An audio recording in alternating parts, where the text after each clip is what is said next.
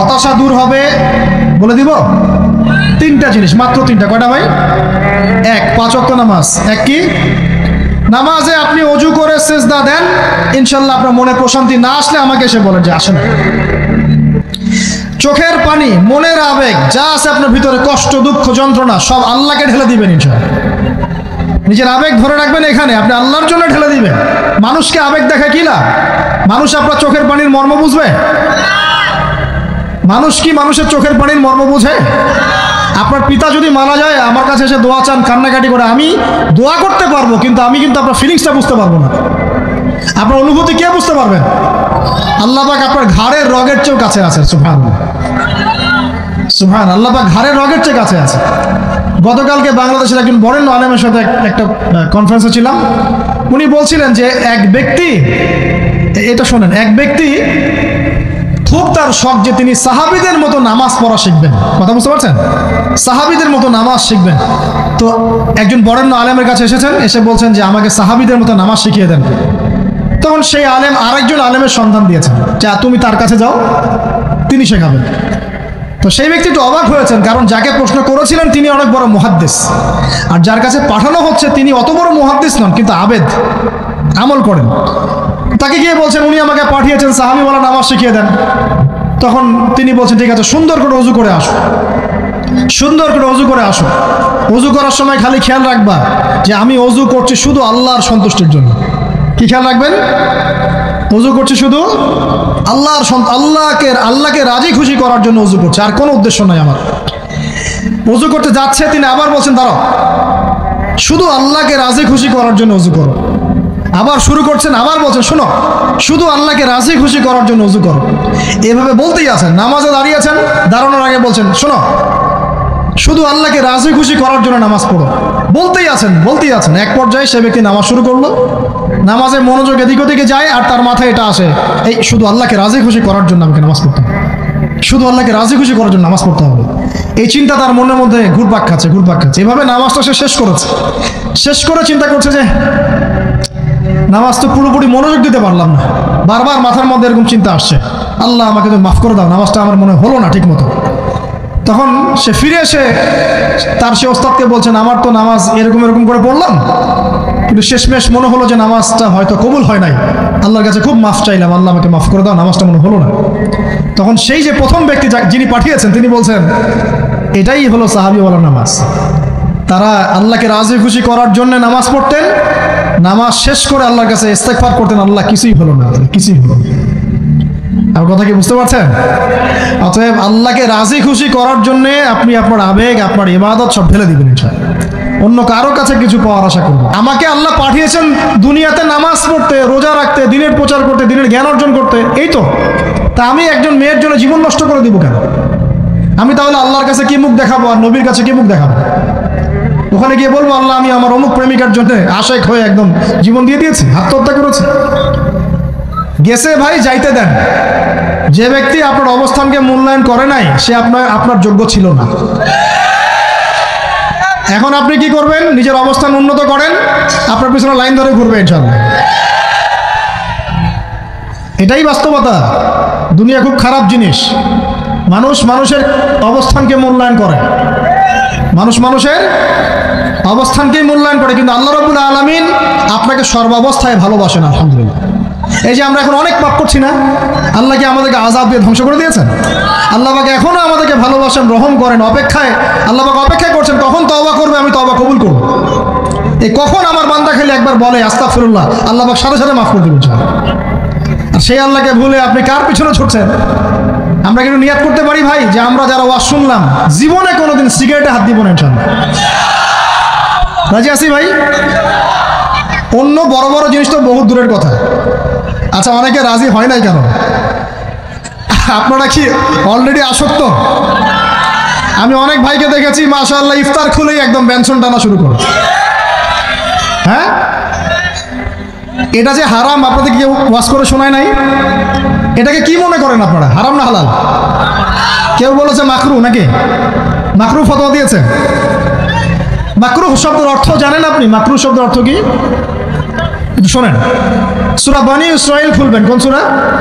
সূরা বনী ইসরাঈল আল্লাহ পাক বলছেন আমি বনু ইসরাঈলকে এই কাজগুলো করতে নিষেধ করেছি। কোন কোন কাজ? জেনা করো না, জেনার ধার কাছে যেও না, এতিমের মাল আত্মসাৎ করো না, শিরিক করো না ইত্যাদি। যারা আলেম আছেন তারা আমার কথা বুঝবেন। এই কাজগুলোর পরে আল্লাহ পাক বলছেন যে এই প্রত্যেকটা কাজ আল্লাহর কাছে মাকরুহ, অপছন্দের। কিসের? অপছন্দ।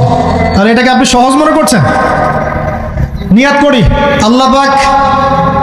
আল্লাহ পাকের সন্তুষ্টির জন্য আমরা কোনোদিনও মাদকের সাথে সম্পৃক্ত হব না ইনশাআল্লাহ। আর বিশ্বাস করেন, শুধুমাত্র মাদকদ্রব্য নিয়ন্ত্রণ অধিদপ্তর এই আইন কানুন এগুলো দিয়ে, জরিমানা দিয়ে মানুষকে মাদক ছাড়ানো যাচ্ছে না, যাবে না। কেন যাবে না এটা আপনারা খুব ভালো করেই জানেন, আমি বলতে চাচ্ছি না। অনেক সময় মাদক বিরোধী কনসার্ট করে মানুষ, মাদক বিরোধী কনসার্টে ওঠার আগে এক বোতল ডাইল খেয়ে আসে আগে। এগুলো কি বাস্তব কথা বলছি না অবাস্তব কথা বলছি? আমাদের যুবক ভাইরা কোশ্চিন কালেও মাদকের ধার কাছে যাবেন না ইনশাআল্লাহ। একটা হাদিস খালি মনে রাখেন, এই হাদিসটা মনে রাখেন। নবী সাল্লাল্লাহু আলাইহি ওয়াসাল্লাম বলেছেন, কেউ যদি মাদকদ্রব্য সেবন করে তার 40 দিনের নামাজ কবুল হবে না। সিগারেট একটা খেয়েছি, 40 দিন নামাজ নাই। এরপর যদি সে তওবা করে আল্লাহ মাফ করে দিবে। আবার যদি মাদক খায় আবার 40 দিন কবুল হবে না। যদি আবার তওবা করে আল্লাহ মাফ করে দিবে। আবারও যদি খায় আবারও 40 দিন কবুল হবে না। আবারও তওবা করলে আল্লাহ আবার মাফ করে দিবে। চতুর্থবার সে যদি মাদক খায়, আল্লাহ রাসূল সাল্লাল্লাহু আলাইহি ওয়াসাল্লাম বলছেন আল্লাহ পাক কিয়ামতের মাঠে তাকে তিনাতুল খাবাল পান করাবেন। কি পান করাবেন? তিনাতুল খাবাল। সাহাবীরা বললেন, ইয়া রাসূলুল্লাহ এটা কি? তিনাতুল খাবাল কি? নবী সাল্লাল্লাহু আলাইহি ওয়াসাল্লাম বলছেন এটা হচ্ছে জাহান্নামীদেরকে আযাব দেওয়ার পর তাদের রক্ত মাংসের যে পুঁজ বের হবে, এই যে ড্রিঙ্কস, জাহান্নামের হার্ড ড্রিঙ্কস, এই ড্রিঙ্কসের নাম হলো তিনাতুল খাবাল। আল্লাহ পাক আমাদের সবাইকে মাদক থেকে বাঁচিয়ে রাখে। আমল হচ্ছে কোরআন তেলাওয়াত। যে ব্যক্তি কোরআন তেলাওয়াত করতে পারে নিয়মিত, তার মনের মধ্যে এই হতাশা, এই ভীরুতা, এই কাপুরুষতা কিচ্ছু আসবে না ইনশাআল্লাহ। আমি গ্যারান্টি দিচ্ছি আপনাকে, হতাশা আসবেই না আপনার মনে যদি আপনি কোরআন বুঝতে পারেন। কোরআনের একটা আয়াত নিয়ে কোনো সময় দেখা যায় 2-3 ঘন্টা সময় পার হয়ে যাচ্ছে, আয়াতটা ছেড়ে সামনে যেতে পারছি না। কোরআনের ভিতরে ঢুকলে আপনি দুনিয়ায় ভুলে যাবেন কি হচ্ছে আশপাশে। আমি এমন অনেক আলেমকে দেখেছি যে একটা বই, পাতলা একটা বই, আরবি বই নিয়ে পড়া শুরু করেছেন, যে ফজরের পরে জোহরের ওয়াক্ত হয়ে যাচ্ছে, বইটাই শেষ করতে পারেননি। বুঝতে পারবেন না, যখন আপনি ইলমের ভিতরে ঢুকে যাবেন, কোরআনের ভিতরে, হাদিসের ভিতরে, আপনার দুনিয়ার খেয়ালই নাই। একজন আলেম তিনি এক রাত্রে একটা বই লিখেছিলেন, চটি বই, এক রাত্রের মধ্যে। বলা হচ্ছে তার সম্পর্কে বলা হচ্ছে যে রাতের খাবার তাকে দেয়া হয়েছে যে আপনি এটা খেয়ে নেন। তো সে খাবারটা পাশেই আছে, খাবারটা খাবো, এটা লিখে খাবারটা খাবো, এরকম তার চিন্তা ছিল।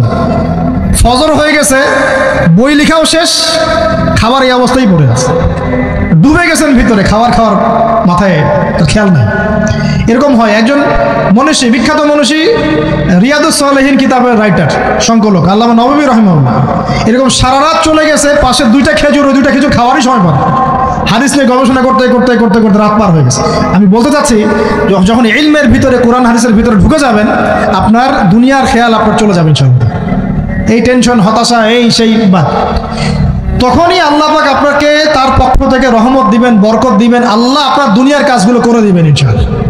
তখন দেখবেন কেউ আপনার দুনিয়ার ওই কাজটা করে দিয়েছে, কেউ ওই কাজটা করে দিয়েছে, কেউ বাসায় খাবার পাঠিয়ে দিয়েছে, আল্লাহ পাকই এগুলো করাই দিবেন ইনশাআল্লাহ। তো প্রিয় ভাইরা, মাদকে যাবো না আল্লাহর কাছে আসবো? 2 নাম্বার কোরআন তেলাওয়াত, 3 নাম্বার আল্লাহর জিকির। 3 নাম্বার কি ভাই? আল্লাহর জিকির। চলতে ফিরতে সব সময় মুখ চলতে থাকবে, মুখ না চললেও মনে মনে মন তাজা থাকবে, মনে মনে জিকির হতে থাকবে। মনে মনে জিকির করতে পারেন?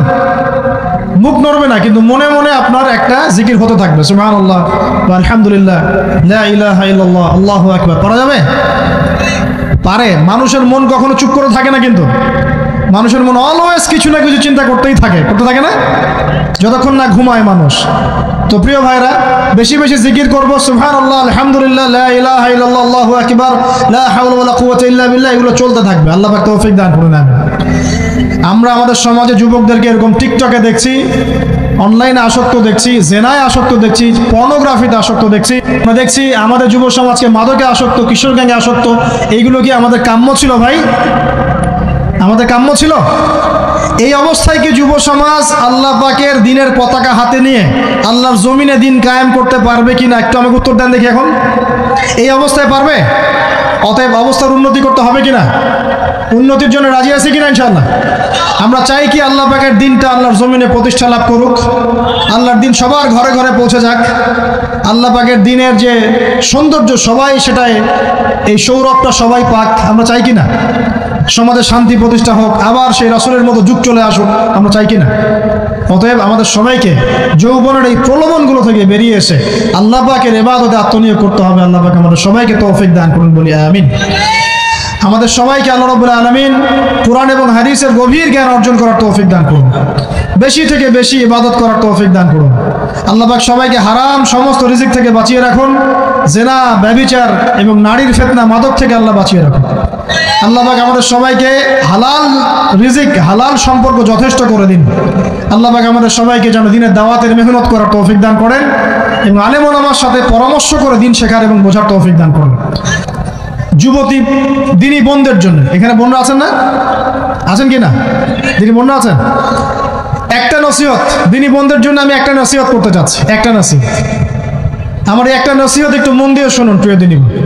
রাসূলুল্লাহ সাল্লাল্লাহু আলাইহি ওয়াসাল্লাম আমাদের দিনী বোনদের জন্য জান্নাতে যাওয়ার একটা ফর্মুলা বলে দিয়েছেন। আমি কি বলবো সেটা? আচ্ছা, রাসূলুল্লাহ সাল্লাল্লাহু আলাইহি ওয়াসাল্লাম বলেছেন আমাদের দিনী বোনেরা, আমাদের মায়েরা, এই নারী জাতি মাত্র 4টা কাজ করলে জান্নাতের যে কোনো দরজা দিয়ে ইচ্ছা প্রবেশ করতে পারবে। খুশি হন নাই? কয়টা কাজ? মাত্র 4টা। এক, যদি আমাদের দিনী বোনেরা 5 ওয়াক্ত নামাজটা ওয়াক্ত মতো পড়ে, আল্লাহ পাক তৌফিক দান করুন, বলি আমিন। 2 নাম্বার, যদি তারা রমাদান মাসের রোজাটাকে ঠিক মতো আদায় করতে পারে।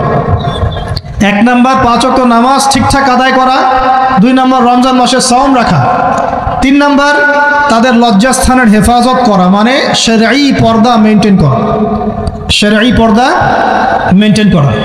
এবং আমি বলে দেই, চেহারাটা আপনাদের পর্দার অন্তর্ভুক্ত।